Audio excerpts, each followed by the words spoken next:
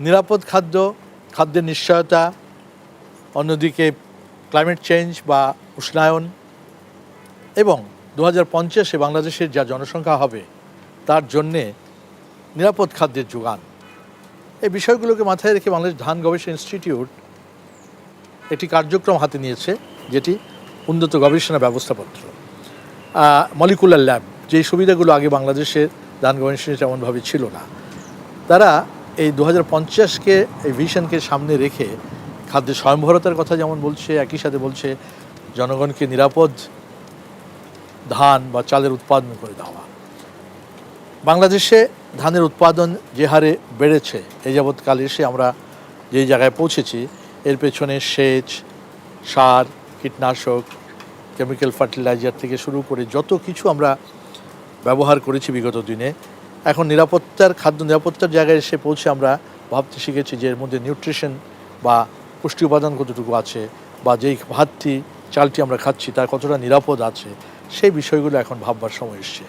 সে ধরনের গবেষণাই এখানটায় এই কেন্দ্রীয় গবেষণাগারের মলিকুলার ল্যাবে হচ্ছে। আমি আপনাদেরকে তারা ভিশন 2050-কে মাথায় রেখে যে কাজগুলো করছে তার একটা কম্পোনেন্ট, সেটার উপরেই কিছুটা দৃষ্টি দেওয়ার চেষ্টা করবো। চলুন যাওয়া যাক।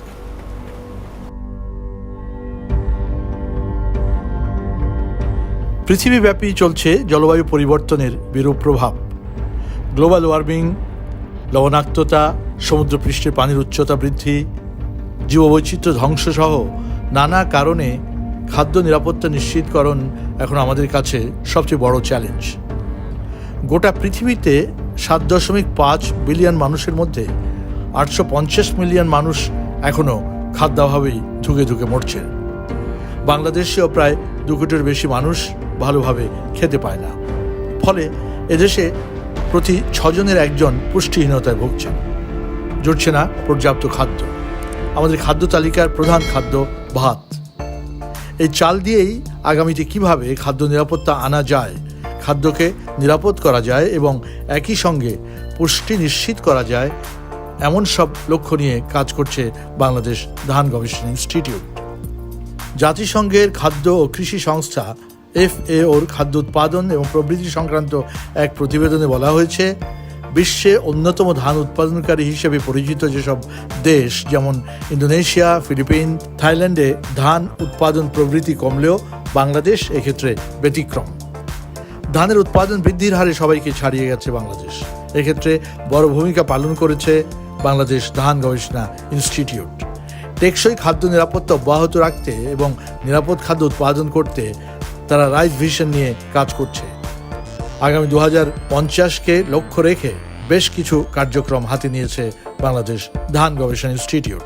তার মধ্যে প্রথমত কম খরচে অধিক পরিমাণ ও মানসম্পন্ন ধান উৎপাদন করা, দ্বিতীয়ত জীববৈচিত্র্য রক্ষা ও সংরক্ষণের মাধ্যমে রোগবালাই, পোকামাকড়, সার, মাটি ও পানি ব্যবস্থাপনা নিশ্চিত করা, তৃতীয়ত বৈরী পরিবেশেও খাপ খাইয়ে নিতে পারে এমন জাত এবং কলাকৌশল উদ্ভাবন করা, চতুর্থত ক্ষুধা ও দারিদ্র্যমুক্ত বাংলাদেশ গড়ার লক্ষ্যে প্রাতিষ্ঠানিক গবেষণা সফলতা বৃদ্ধি করা। এগুলো করতে গিয়ে যে গবেষণা এবং উদ্ভাবনকে প্রাধান্য দেওয়া হয়েছে তার অন্যতম হলো ধানের উৎপাদন এবং রোগবালাই দমনে ন্যানো ফার্টিলাইজার এবং ন্যানো পেস্টিসাইডের প্রভাব নিয়ে গবেষণা, যা দিয়ে ধানের নেট ব্লাস্ট রোধ করা সম্ভব হবে বলছেন বিজ্ঞানীরা।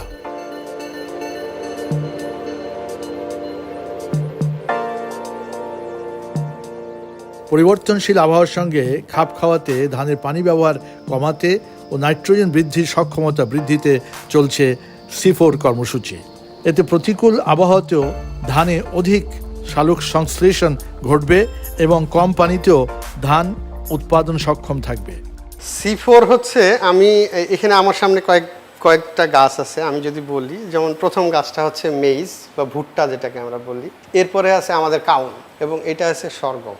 এই উদ্ভিদগুলো আসলে ফটোসিনথেসিসের C4 সিস্টেমটা এর মধ্যে চলে, পাতার মধ্যে ঘটে, আর এই ধানের মধ্যে C3 সিস্টেমটা চলে।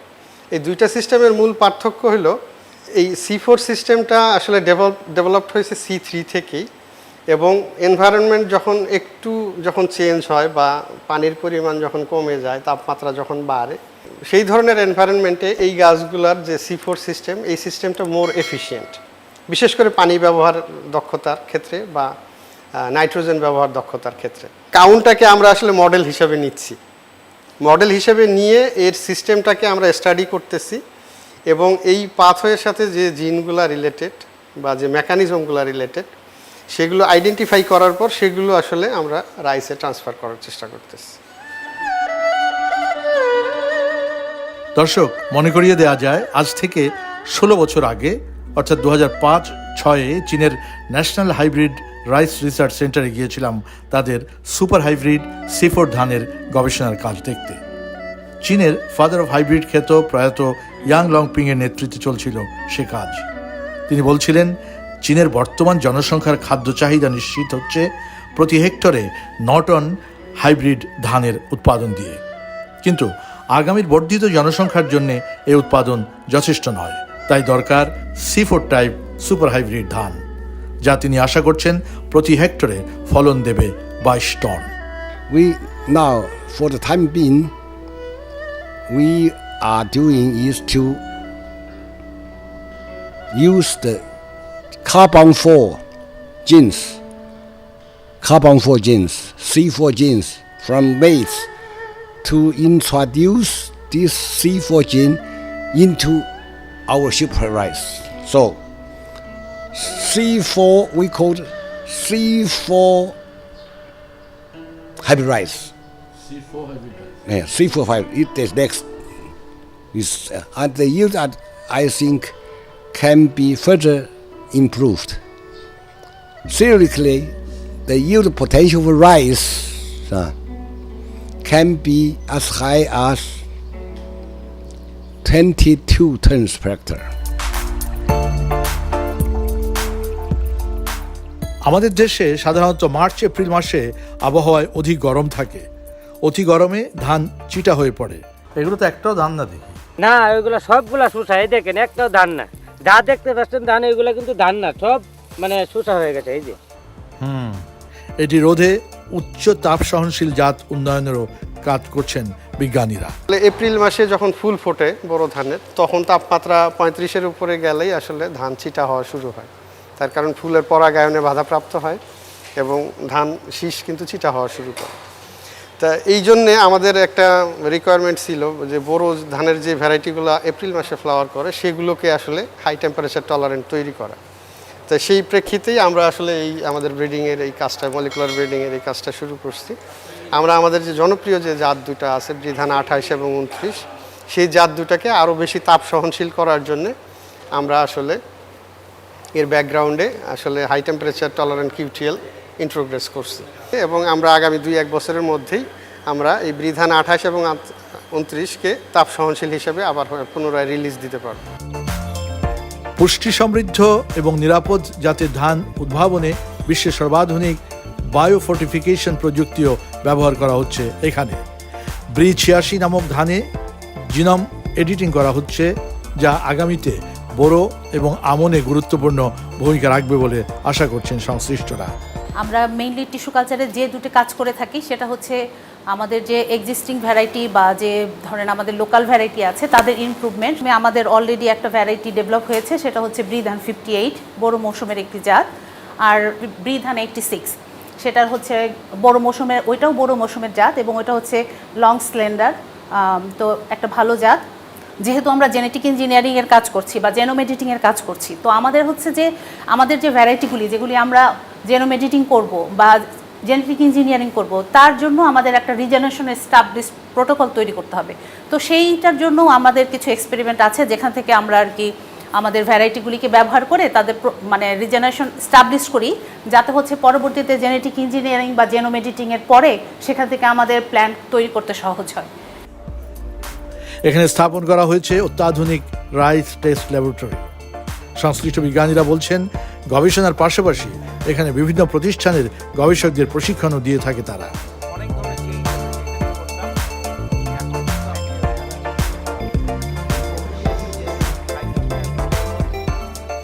ল্যাবরেটরিতে চলছে চাল নিয়ে পরীক্ষা নিরীক্ষা। চালে কোনো ধরনের পেস্টিসাইড কিংবা হার্বিসাইড জাতীয় পদার্থ আছে কিনা তা টেস্ট করার ক্ষেত্রে ইতিমধ্যেই ল্যাবরেটরিটি আন্তর্জাতিক মানদণ্ডে পৌঁছানোর পরীক্ষায় উত্তীর্ণ হয়েছে। আপনাদের এই রিসার্চগুলো কি জিওবির সাথে ব্রিজ করে কিছু হচ্ছে নাকি না আপনাদেরটা আলাদা? না না স্যার, আমাদেরটা আলাদা না, জিওবির সাথেই করা। আমাদের কিন্তু প্রত্যেক মেশিনের এগেনস্টে প্রফিসিয়েন্সি টেস্ট পরীক্ষা দিতে হয় এবং প্রফিসিয়েন্সি টেস্ট আমরা আইসিপিএস এই মেশিনের জন্য দিছি। হেভি মেটাল টেস্টের যে ক্যাপাসিটি আছে, ধরেন আমরা বললাম এটা একটা মান, এটা যে আসলে এটা সঠিক মান এটা তো বোঝার আর কোনো উপায় নেই। সো ইউকের ফাফাস একটা প্রতিষ্ঠান আছে যারা হলো সারা ওয়ার্ল্ডে এই বিষয়গুলো দেখে। নন স্যাম্পল দিয়ে দেয়, তারা পরীক্ষা দেয়। সো আমরা পরীক্ষা দিছি, প্রায় 70টা ল্যাব সারা ওয়ার্ল্ডের থেকে পার্টিসিপেট করছে, তার মধ্যে বিড়ির এই ল্যাবটা একটা। সো আমরা ওই পার্টিকুলার এই টেস্টে এবং ইনঅর্গানিক আর্সেনিক এবং লেড, ক্যাডমিয়াম এই পরীক্ষাটাতে আমরা পাশ করছি। তারা একটা স্যাম্পল দিছে, আমরা রেজাল্ট করে তাদেরকে পাঠাইছি, 1 মাস সময় দিছে। সময় পরে বলছে যে ঠিক আছে, তোমাদেরটা জেড স্কোরের ভিতরে আছে, তোমরা পাস। একটু করছি ঠিক একইভাবে যে প্রত্যেকটা প্যারামিটারের জন্য এটা নিতে হবে। তারপর আমরা ব্যাব কর্তৃক বাংলাদেশ অ্যাক্রিডিটেশন বোর্ডে আমরা অ্যাপ্লিকেশন জমা দিলে আমরা যদি ISO 17025 এই সার্টিফিকেটটা অ্যাটেইন করি, দেন আমাদের এই সার্টিফিকেশন এই ল্যাবের থেকে বের হওয়া রেজাল্ট ওয়ার্ল্ডে অ্যাকসেপ্ট করতে বাধ্য। জানা গেল সরকারের নিরাপদ খাদ্য কর্তৃপক্ষ বিভিন্ন চালের পুষ্টিমান যাচাই বাছাই করছে এখান থেকেই।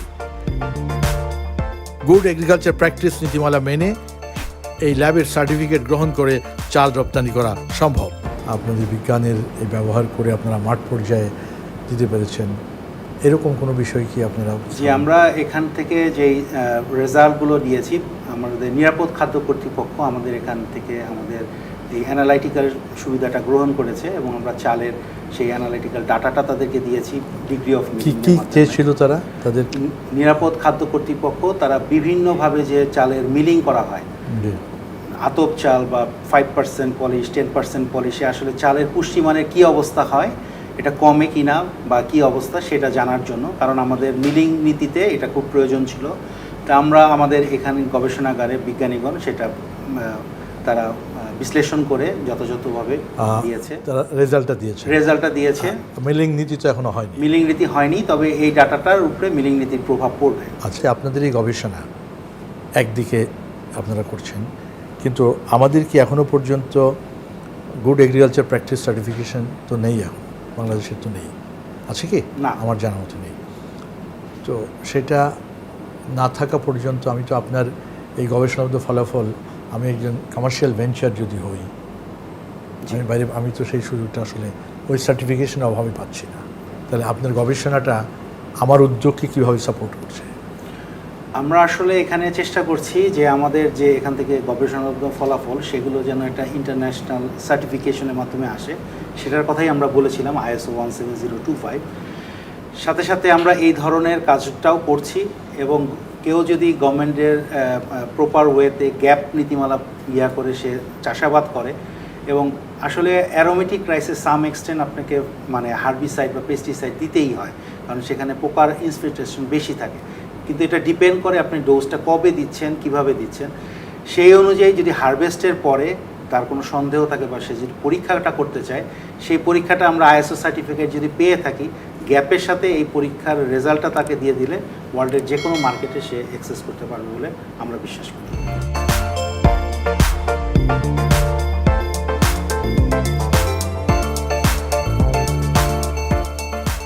ব্রির বিজ্ঞানীরা জিঙ্ক সমৃদ্ধ ধানের জাত ব্রিধান 62 সহ 5টি জিঙ্ক সমৃদ্ধ জাত উদ্ভাবন করেছেন, যা প্রোটিন, আয়রন, অ্যান্টিঅক্সিডেন্ট, গাবা এবং প্রোভিটামিন সমৃদ্ধ পুষ্টিকর এবং ঔষধি গুণাগুণ সমৃদ্ধ ধান। লক্ষ্য, শরীরের অত্যাবশ্যকীয় খাদ্য উপাদানগুলো যেন চাল থেকেই পাওয়া যায়।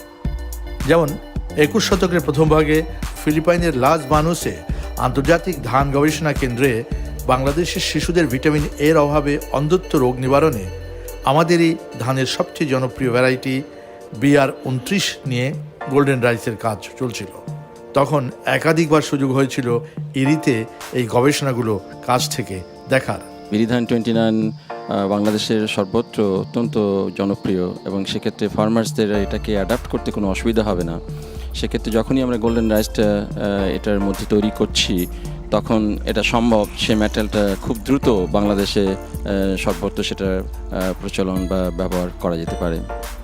এত বছর পর গবেষণা শেষ হয়েছে BR-29 অর্থাৎ গোল্ডেন রাইস বা ভিটামিন সমৃদ্ধ চাল নিয়ে। সরকারের অনুমোদন পেলে এই ধানের বীজ মাঠ পর্যায়ে পৌঁছে দিতে চান তারা। গোল্ডেন রাইস হচ্ছে আমাদের একটি পুষ্টি নিবারণের জন্য, পুষ্টি উপাদান পূরণের জন্য একটা গুরুত্বপূর্ণ ধান, যার মধ্যে বিটা ক্যারোটিন অর্থাৎ ভিটামিন এর অভাব পূরণের জন্য যে বিটা ক্যারোটিন দরকার, সেই বিটা ক্যারোটিন বিরিধান 29-এর মধ্যে ঢুকানো হয়েছে, যেটাকে আমরা গোল্ডেন রাইস বলছি। তার মাধ্যমে আমরা বিশেষ করে মাইক্রোনিউট্রিয়েন্ট, বিশেষ করে ভিটামিন এর চাহিদা পূরণের জন্য এটা ব্যাপক ভূমিকা রাখতে পারে। আমরা এই প্রোডাক্টটি 2015 সাল থেকে গবেষণা করে আসছি এবং সেটা আমাদের এখন কৃষকের উপযোগী পর্যায়ে আসছে। তবে এটা ট্রানজেনিক রাইস বলে সরকারের বিভিন্ন, বিশেষ করে পরিবেশ মন্ত্রণালয়ের একটা সারকরণের প্রয়োজন হয়। সেই সারকরণের জন্য প্রক্রিয়াধীন আছে। আশা করি পরিবেশ মন্ত্রণালয় যে বায়োসেফটি কমিটি আছে, জাতীয় বায়োসেফটি কমিটি আছে, সেই কমিটি যদি সার করে তাইলেই কিন্তু এটা কৃষকের মাঠে যেতে পারে। প্রিয় দর্শক, খাদ্য চাহিদার চ্যালেঞ্জ শুধু আমাদের নয়, গোটা বিশ্বের। কিন্তু উন্নত দেশগুলো নতুন নতুন প্রযুক্তি, উদ্ভাবন ও কার্যকর পদক্ষেপ গ্রহণের মাধ্যমে চ্যালেঞ্জ মোকাবেলার প্রস্তুতি ইতিমধ্যেই গ্রহণ করে ফেলেছে।